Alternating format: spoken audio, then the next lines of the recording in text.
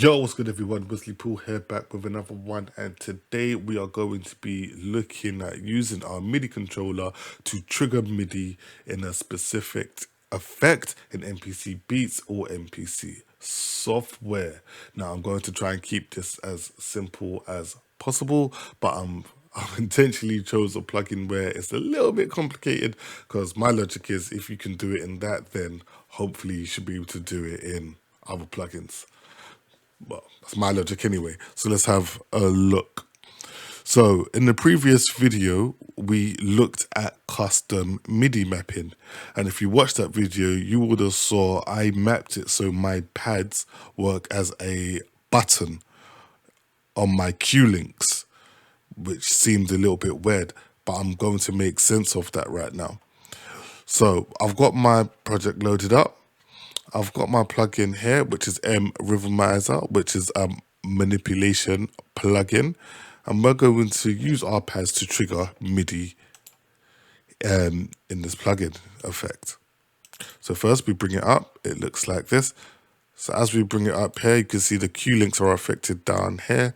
But instead of being on screen, let's just put it on project. And then we are going to customize these down here. So let's just move that to one side a second. So for example, I'm going to press on the I here. And that's on outputs there. I don't want it to be on outputs. I want it to be on program. I'm going to choose that kit there. I want it to be on my kit. Cue link parameter, insert one, parameter one. Okay. This one the same. Let's change that. Let's go to program. I'm going to pull it on my kit. And then that I want to insert one again because mrhythmizer is on insert one and parameter 2. Okay. And then so forth.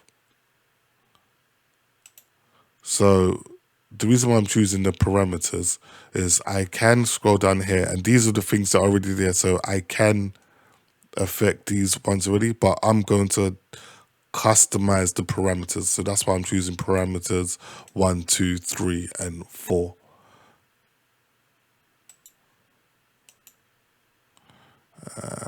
Let's just change that last one.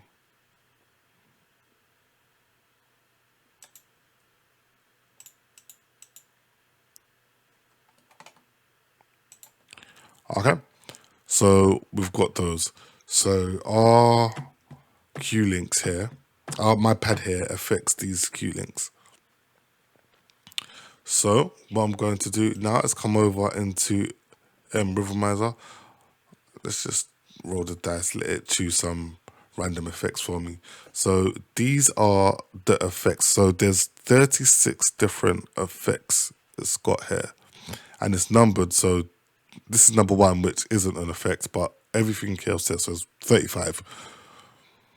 Yeah. So let's just play the beat actually. And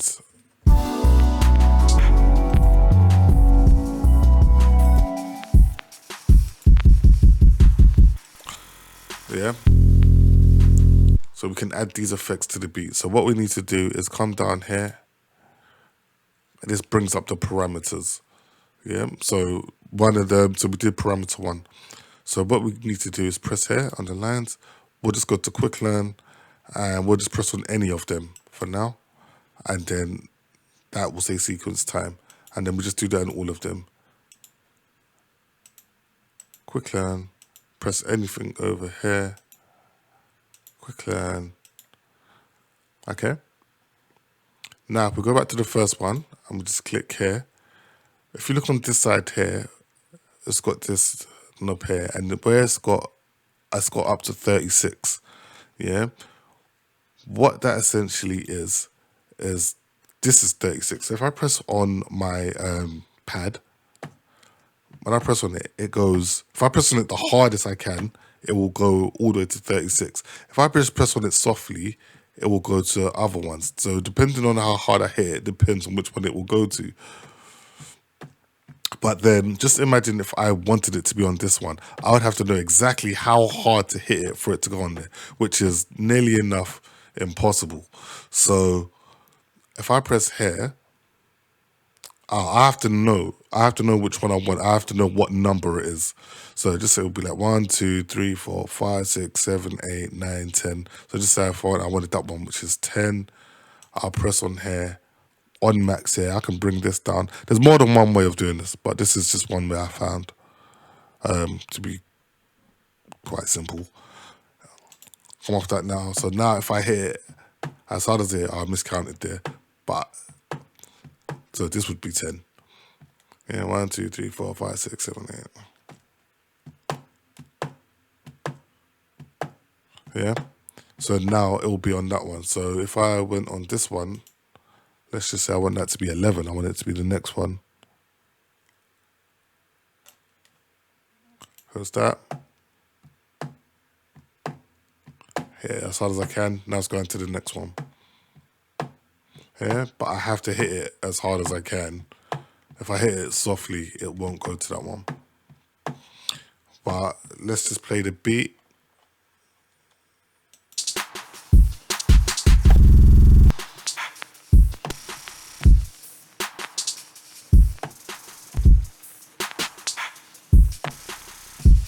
So what's good with that is, I was going to do 4 different ones to show you, but I think you get the point.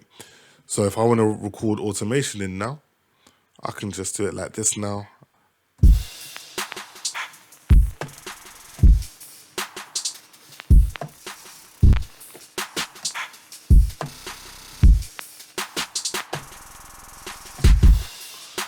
Yeah, so I'm just pressing on the different pads now and I'm triggering the 2 different effects. And you can see where they're here. So that's one of them there and that's one of them there. So let's play that again. No, turn it off, play that again. So that's that one there. So yeah, so you can do that with as many different effects. So as long as you've got these ones down here, you assign these to different parameters. And as long as you've mapped it so your pads can do that, then that's fine. So what else I can do actually while I'm here, because I've done it so that my knobs can control this as well. So I don't want my knob to mute it. So I can change that to program. I'm going to put that on there. And do you know what? Let's go to insert 2, where I have shaperbox. Now this one, I'm not sure if I'm just doing it wrong. I haven't quite worked out how to do it. The best way I found was to just control the master mix, and let me just bring that over there. So let's go on here. So let's have like a reverse effect.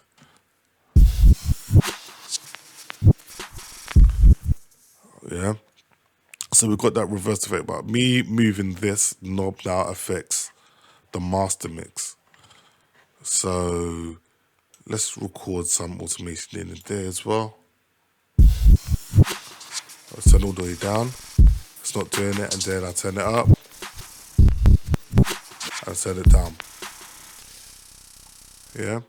So, like I said, I don't know if I'm doing it wrong, but with shaperbox, it's like I can only do one thing at a time, one effect, unless I add another instance of shaperbox. But then with mrhythmizer, I've got a trace of 35 different things I can do, which I prefer. And then also you can see the difference here with using a knob to do it or using a button. So you see like I saw like that there, because I used the knob, I was turning it up, turning it down, as opposed to using a button where it just turns on and off accordingly.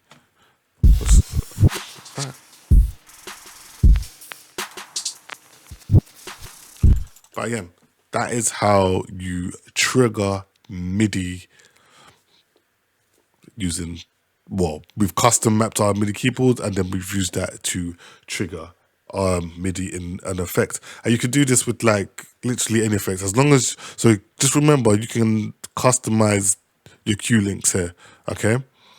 You just go over to the eye and choose however you want to customize it, and then use your MIDI controller to trigger it however you want. Yeah, hopefully I've explained that well enough. If I haven't, just let me know and I will try and explain it better. But I'm going to leave that one off there and just say thank you for watching. Take care and peace out.